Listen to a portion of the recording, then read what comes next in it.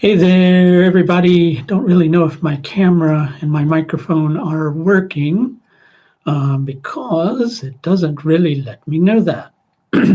So can you please let me know if the microphone is working before I start talking for a really long period of time? I'm actually going to type in the chat window and see if you can hear me. So that's why I'm going quiet for a moment. Okay, so let's see. Because what's the point in talking for a really long period of time when nobody can hear you? And I don't see my little bob. Now it's moving, right? Okay, great. Everybody can hear me. So welcome. Happy holidays. I haven't been on in quite a while. It's been quite a busy year. I think people are finding that they're having to do more and more and more these days, also for less and less and less while things are going on. So things are a little bit crazy. I haven't been on YouTube Live in a while due to schedule and a lot of other things. But hey, here I am today. And I do have a special gift and a couple of special announcements that I will go into here in a bit. I usually like to wait for people to build before I start going into those things. But if you have astrological related questions, please feel free to type them in the chat window. I can't get to every single question. And by astrological questions, I don't mean me predicting what's going to happen for you in a certain period of time, because if you ask an astrologer to predict something for you just based on a few planetary positions in your horoscope, you're courting disaster. It's not really the way to go. But you can ask any questions you might have about astrology, and I'm more than happy to answer that.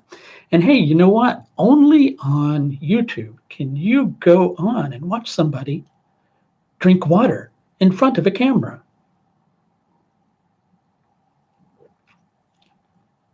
It's interesting, isn't it?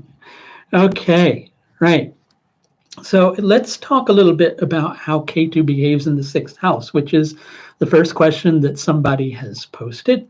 So one thing I will tell you, with every planetary placement, there are always subtle differences. So it's very difficult to say something straight across the board for planetary placements.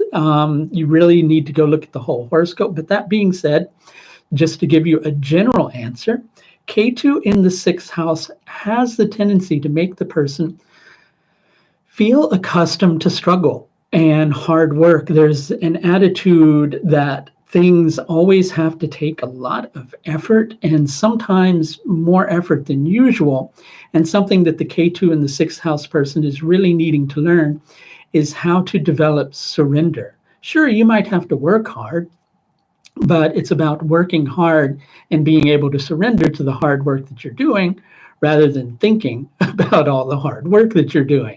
And service is also very key for people who have K2 in the sixth house.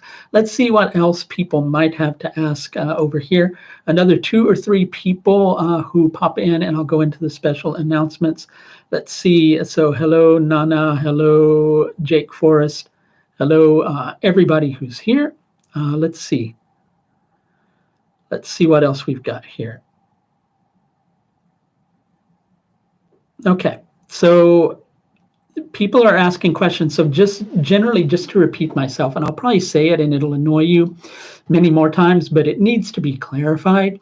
When you're asking an astrologer to predict something about your chart just based on like 1 or 2 planets in your chart, you're not going to get an accurate prediction. That's why you need really to, if you want something like that, to, really schedule something in formally. Otherwise, you just get like general things. But I'm fine with like, things that are popping up, like what I'm going to answer next.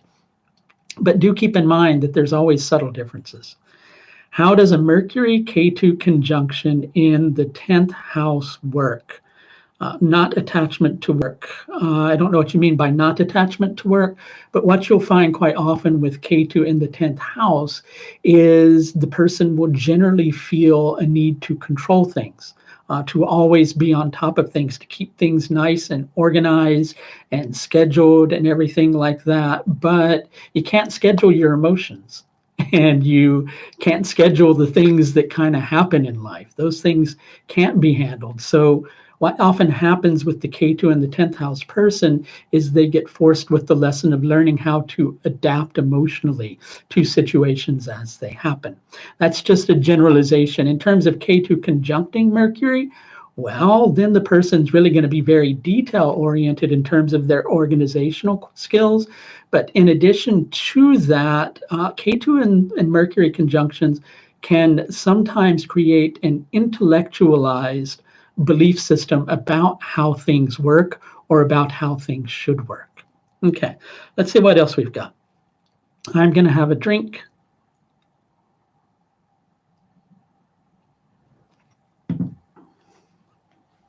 Okay, everybody who has come on and watched my videos quite often knows that I'm never really fond of the words good or bad, okay? Because everything in your horoscope is good because it's there to guide your evolution. And things will be difficult, but that's not necessarily bad because we need struggle in order to grow. So there's a question that's here. Let me just read the question over. Okay, so let's talk about combustion first of all. Okay, so I have a couple of stones here. We'll give you an idea of what's happening with combustion. Okay, so first of all, combustion has to be based upon local space. Astrologers have gotten lazy in recent years and they've only used the degree in the chart in order to calculate it. But there are special calculations that your astrology software really needs to do in order to judge combustion effectively, because it's based upon where you live on the planet from an observational perspective. So what's really happening, let's imagine this piece of amethyst is the sun. Okay, and let's imagine this other stone is the planet that's combust, right? So what's happening here, we'll hold it like this if I can, okay? This is the Earth. So that planet that is combust is behind the sun, and it's going, hey, I'm trying to talk to the Earth, and I can't talk to the Earth. And so it's not getting through. And so its communication and the rays that it tries to shine to the planet, to the individual who's incarnated here on Earth, get disrupted. And so the effect is more like having an allergic reaction to something. It just doesn't work for you. If that has to do with it being the Lord of the Ascendant, well, you may find on a certain level that there's some disruptions to your path in life. And the more you become adjustable and adaptable to that, the better. There really is no perfection. It's not like you're cursed to have a horrible existence. It's how you work with the situation and how you adapt to it. So as I mentioned, I do have some special announcements that I want to tell everybody about. The first of those special announcements is in regards to a special offer that I have in effect that's on my website. I'm going to put the link over in the chat window now. What this is about is if you go and you schedule a consultation with me of any length, first of all of my consultations are presently being offered for at least a 10% discount. And that's a 10% discount off the lowest sliding scale rate. So it's kind of like a discount on a discount, right? Confused yet? Good. We're going to get you more confused. But also, if you go and you schedule a consultation, you get a free certification membership to the Pulse of the Universe Academy of Vedic Astrology, where you can come and learn astrology just by scheduling a consultation. You get a free membership. A 30 or a 45-minute consultation gets you a 1-month membership. 60-minute consultations get you 2 months. 90 minutes and 2-hour consultations will get you 4 months. And if you schedule a 3 consultation package, which is reduced to almost half price at $375, that's 3 90-minute consultations for $175, you get a 6-month membership to the Pulse of the Universe Academy of Vedic Astrology. And it is there in the chat window because I just typed it over there. Great. Thank you, everybody. Let's see what else we've got going on. And let's see what's happening over here in the chat window. And I have some more special announcements here in a moment. Okay, so let's see. Right. So somebody is questioning here over in the question section about I don't do tropical nakshatras. I do traditional Vedic astrology using a tropical zodiac with sidereal nakshatras. I do this because I used to use the sidereal zodiac with sidereal nakshatras for years and years, and I'll duck while everybody throws things at me right and left, right? But I'm not the person who's going to say this is right and that's wrong. The reason that I switched was when I looked at it after being presented with it and really having to kind of confront a lot of questions inside of myself, I found that it was more accurate, and that was after testing it over dozens of charts. Now, that's can be related to the techniques I use, but the techniques that I use are traditional Vedic astrology techniques. I do a lot of work with Baladi Avastas, Jagradati Avastas, Ishta and Kasta, Shubha and Ashubha Phala, and Digbala in terms of judging strength, in terms of working with the nakshatras. I found it more accurate, especially if you use nakshatra year and a special calculation for the nakshatras and a different ayanamsha, all of which I use. But nakshatras always stay sidereal. It's just I'm using the tropical zodiac. So I hope that answered your question. If you do have any other further questions about that, can you please email them to me at michael@pulseoftheuniverse.com. And I'm happy to answer. I just don't want to go too deeply into those things because really, I believe we all have so much to learn from each other. Oops, I bumped the table. So I don't like getting into like dichotomies between astrological techniques. Let's see what else we've got here. What is the meaning of Antardasha change from Rahu to Jupiter? Well, think of being like lost in a forest for a really long period of time. And you come out of that forest and that confusion, and you're given an opportunity to expand and to grow from the wisdom that you've integrated during that time. That's what switching from Rahu to Jupiter is all about. But also there will be specific things as per the individual and as per their individual horoscope. And for more on that, you can go schedule a consultation and get a free certification membership. Okay, let's see what else we've got. So somebody said, how about making a video on past life astrology? Well, here's the thing. I do a karmic analysis through my intensive consultation and also as part of the 3 consultation package. And with those, what we're usually seeing with past life readings is several lifetimes put together. It's hard to discern which specific lifetime something was. I know astrologers say they have techniques to do that. But how are you going to confirm that? Can you jump in a time machine and jet back in time and go, hey, this was me in a previous lifetime, so the astrologer was right? Nah, you can't really do that. So I think that really what's most important to understand with past lives is the fact that we're looking at a karmic pattern and what we're meant to do to work with that karmic pattern. Those are the things that are most important. I think sometimes you can get a little lost in the story and go, oh, well, I was an Egyptian princess or I was a king, and then somebody else can come up to you and go, oh, yeah, well, I was the slave boy and I remember you. And, so really, you got to be careful about those things. Anyway, let's see what else we've got here. I probably won't make a video on marriage compatibility. I find people get too caught up in compatibility and use it as an excuse to not have a relationship with someone. And sometimes we can have an incompatibility with somebody and we're still meant to have a relationship with them because there's something that we can gain from that relationship. So whenever I do relationship compatibility, I do it from the perspective of going, but hey, if you really love each other, that's the most important thing, right? So let's see what else we've got. Somebody's asking, is Ardra the most intense nakshatra? You know what? Any nakshatra can be the most intense nakshatra. That's really kind of based upon the well-being of the planet that's connected to the nakshatra, the planet that's placed in it. Tarabala, so many different factors, but even Revati or, Pusha, those can be really intense nakshatras too. It depends upon the experience, right?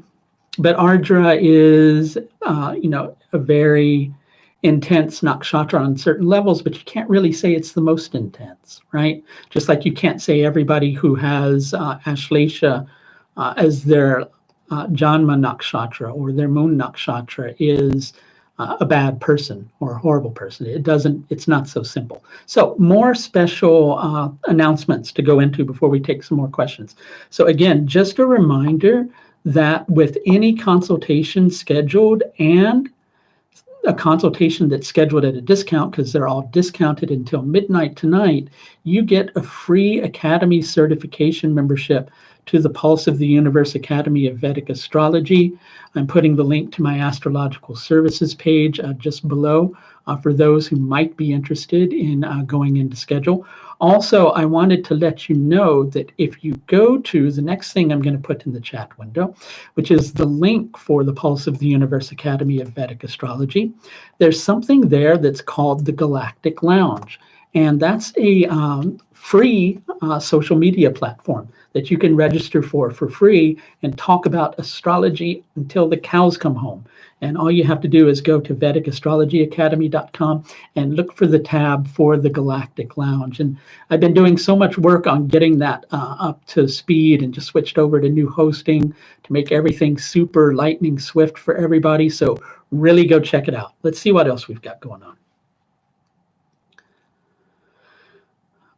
Yeah, okay, so somebody's asking, can you tell indicators of lifespan according to Vedic astrology chart? There are many yoga combinations for lifespan, but longevity is not a simple factor of looking at one or two longevity yogas. It's a factor of looking at a lot of longevity yogas, looking at dashas, looking at the Trim Shamsha chart. So I'm never keen to go into those things, because if I'm going to go into them, I'm going to go into them very deeply. And if I'm going to go into it that deeply, then I better have a very good reason. So anybody who goes to an astrologer and they casually tell you something about your longevity in like about 2 minutes, don't buy into it. And tell, you can say you heard it from me. I don't really care, because I think that this is something that needs to be confronted. Is longevity is something you need to take very seriously and you need to examine very carefully. As a matter of fact, the only time I even go into longevity is if I'm having something scheduled in by somebody who's terminally ill. And then I'll look in on that, because for those people, if they're kind of wondering when they're going to get relief from the suffering they're going through, I'm more than happy to help with that. But it's a rather lengthy process that I do in order to determine that. I don't just look at one or two planets in your horoscope and go, boom, you're going to live this long and you're going to die at this age, because that's not something that should be taken casually, is probably the best way to say it. Let's see what else we've got here.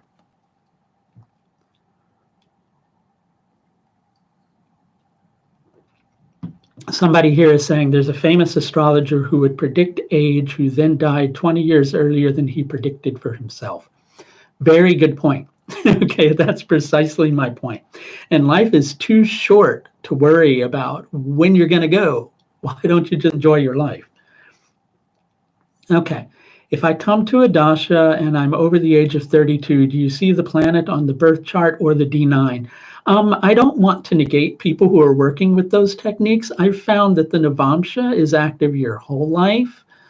So I don't think it's just something you look at a certain period of life. And I don't just go read, I don't just put aside the Rashi chart and just go read the D9 if the person's over 32. And I'm not saying people shouldn't do that. I'm just saying it's not my technique, really. So, you'd have to ask other people, and you'll probably get a multitude of opinions. Go with the one that seems to fit for you, right? Okay. Let's see what else we've got. Okay, so let me tell the person who is saying, how about the dasha of Mercury for Libra ascendant, moon and sun, along with Mercury in the 9th house? You're courting me to give you an inaccurate prediction. So I'm not really going to do that, because I really need your entire horoscope in order to do that, and I need to look at Varga charts and so much. But you can go schedule in a consultation with me, shameless plug, and get a free certification membership to the Pulse of the Universe Academy of Vedic Astrology, and half-hour consultations are as low as $54, right? If you want to go schedule, that gets you a month free membership. Let's see what else we've got on here. Let's see. Yeah, somebody just asked the question about the D1 and the D9, and I just answered that a moment ago. Okay. So somebody says, tell me about the 12th Lord in the first house. Can't find any videos about it. Okay. So Saturn being in Aquarius, right? And it being your 12th Lord would give you potentially, let's use the word potentially, it can give you a lot of spiritual potential, because that in itself is a moksha yoga, and Saturn, dependent upon its degree, might be mula trikona.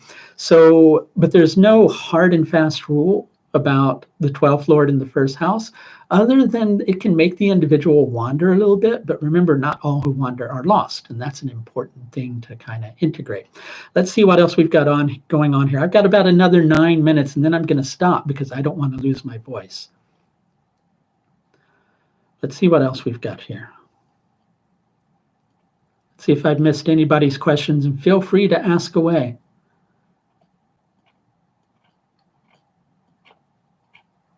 Okay.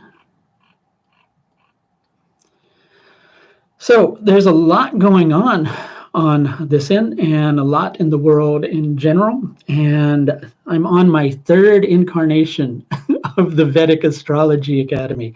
And what do I mean by that is, like, I've been through kind of like restructuring it.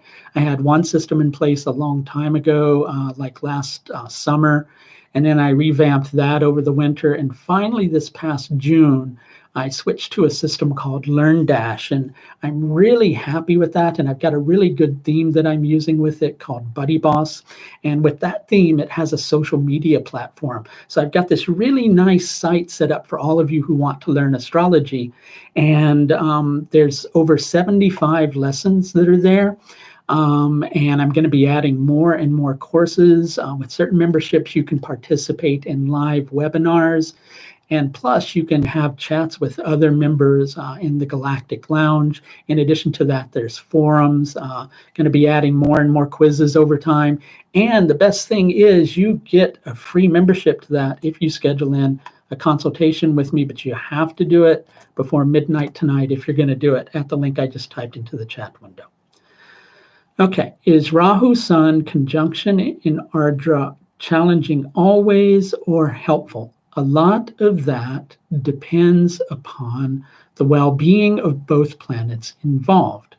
But Rahu Sun can make you passionately get into something because you're identifying with that thing that is external, and almost to the point where you become fanatical about it, until you discover that you are not that thing, which you never could be, because you're in here, the experiencer, having an experience. You're not the experience itself. Well, maybe you are the experience, but you're both the experience and the experiencer. Confused yet? Great, because that's what Rahu Sun is all about. You get confused about which direction you should go in. So if you add into the equation the level of focus and determination that Ardra Nakshatra would have, well, I think you get the picture. But it's not necessarily that it would always be challenging. Rahu Sun combinations in any nakshatra are going to be challenging.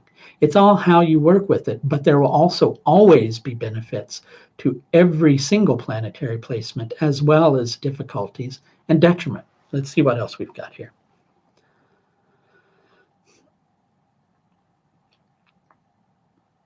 How will be the sun Virgotama? You can't really just go on that. It strengthens the sun to a certain degree, but you need all sorts of other factors to determine the strength of that sun. Like, for instance, is that sun Virgotama but debilitated?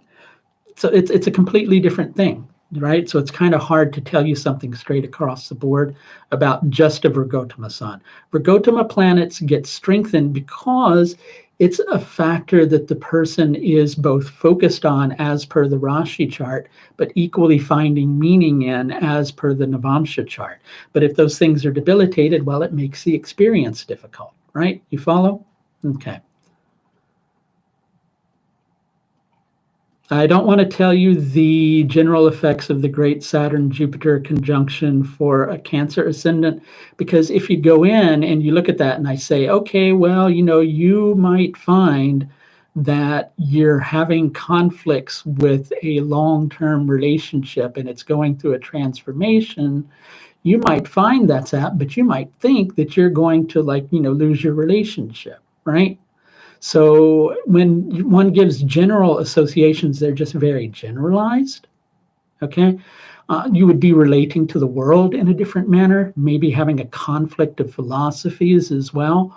All those things would come into the equation. So really the best thing, and I know that everybody feels like this is a shameless plug, and perhaps it is, okay, but it is probably the best way, is to just have a professional consultation, and you'll have a general idea of what it's all about for you personally. Let's see what else we've got.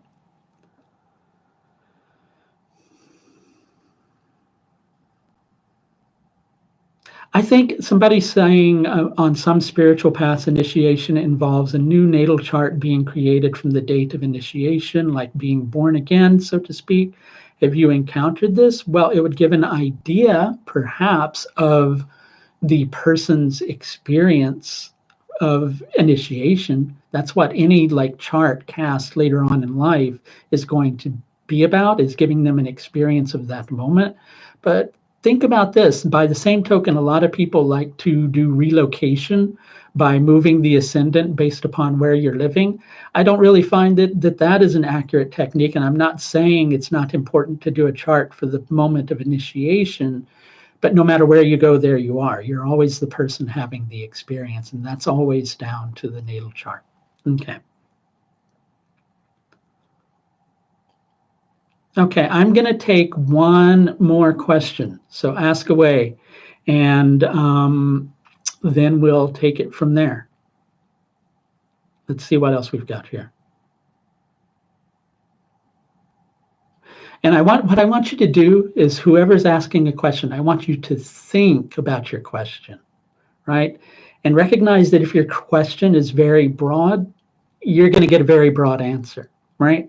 Okay. So if you're going, oh, I just want to somebody, this isn't a criticism, it's just me trying to help you. If somebody's asking 10th Lord in the 8th house, well, that could give you a career in things that are mystical in nature, but it could also mean that you change your job. So I need to really see the rest of your horoscope to know that. Let's see what else is there.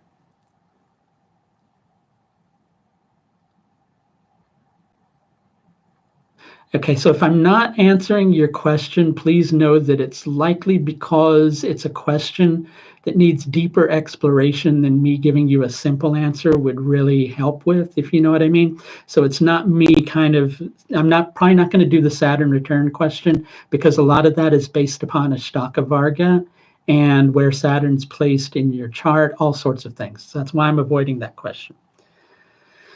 What is a positive outcome of Venusian quality? That's the one I'll ask. That's a good question. The positive outcome of Venusian quality is knowing how to enjoy life and knowing how to make wise decisions about material things in life, because Venus is the minister in material affairs. Venus is also the super party animal that knows how to have a good time with life and how to live a life that's pleasurable and to find meaning in pleasure. So those are the good things about a Venusian quality. Okay, so just a couple of brief announcements again. If you schedule in with me today, you get a free certification membership to the Pulse of the Universe Academy. Go to this link, please, and at least check it out so you can see what's on offer there. The Vedic Astrology Academy up and running strongly. You can go and check out the Galactic Lounge, where you can register for free and have all sorts of conversations on astrology with either myself or some of my students or some of the other registrants there. And I'm adding that in the chat window now. And thanks a lot, everybody, for coming. As time allows, I'll try to come on a little more often. And so thank you so much, and take care. Bye now.